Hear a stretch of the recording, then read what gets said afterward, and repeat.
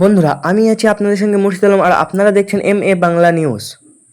দক্ষিণ 24 পরগনায় বাড়াইপুরে এক শিশু বালিকার মহামাত্রিক মৃত্যু ও ধর্ষণের অভিযোগ গোটা এলাকায় নেমে এসেছে শোকের ছায়া। এই ঘটনাকে কেন্দ্র করে সাধারণ মানুষ তথ্য বিচার ও দোষীদের কঠোর শাস্তির দাবিতে বিভিন্ন জায়গায় প্রতিবাদ কর্মসূচিও দেখা যাচ্ছে। চলুন এর বিষয়ে কিছু জেনে নেব কমরেড কুতুবদার মুখ এত থেকে। বড় মিছিলের মূল উদ্দেশ্য কি?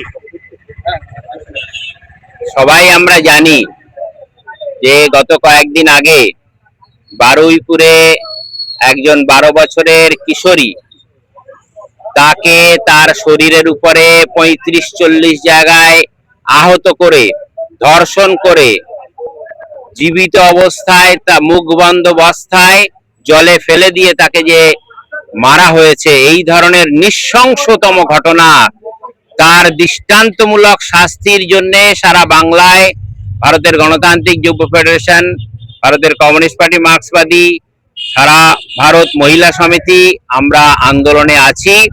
এই দৃষ্টান্তমূলক শাস্তির দাবিতে আজকে আমাদের এই মিছিল।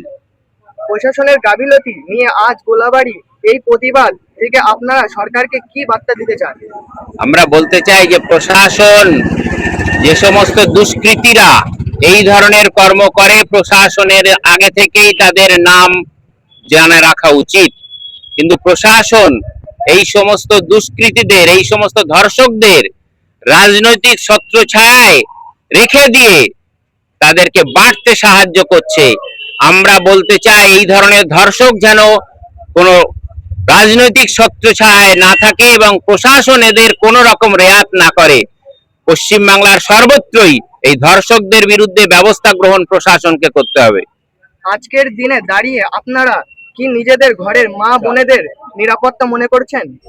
পশ্চিমবাংলায় যে ঘটনা ঘটেছে আমরা দেখেছি, আগের সরকার কামদুনি থেকে আরজিকর মায়েদের নিরাপত্তা দিতে পারেনি। আজকের সেই সরকারকে পশ্চিমবাংলার মানুষ বিসর্জন দিয়েছে। এই সরকারের বয়স এখনো 1.5 বছর হলো, 1.5 মাস হলো না। এই সরকার যে নৃশংসতম ঘটনা এই সরকারের সময় ঘটেছে, মানুষ এই সরকারকেও নিশ্চিতভাবেই শিশু নারীদের যদি নিরাপত্তা না দিতে পারে তাহলে এদেরকেও বিসর্জন। সরাসরি কুতুবদার মুখ থেকে আপনাদেরকে শোনালাম কি বার্তা দিতে চান। একটি শিশুর নিরাপত্তা নিশ্চিত করা শুধু পরিবারের দায়িত্ব নয়, পুরো সমাজের দায়িত্ব। আজকের দিনে দাঁড়িয়ে আমরা এই দেশটাকে স্বাধীন দেশ বলে মনে করি। সত্যিই কি আমাদের এই দেশটা স্বাধীন দেশ বলে মনে করছেন?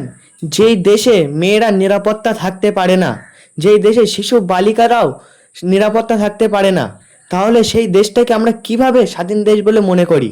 একটি শিশু জীবন কখনোই এইভাবে শেষ হতে পারে না। সমাজের প্রতিটি মানুষের দায়িত্ব শিশুদের নিরাপত্তা নিশ্চিত করা এবং অন্যায়ের বিরুদ্ধে সজাগ থাকা। এই ছিল আজকের ঘটনা। তো আবারও আসছি নিত্য নতুন খবর নিয়ে। ততক্ষণ এই চ্যানেলটিকে সাবস্ক্রাইব করে রাখুন।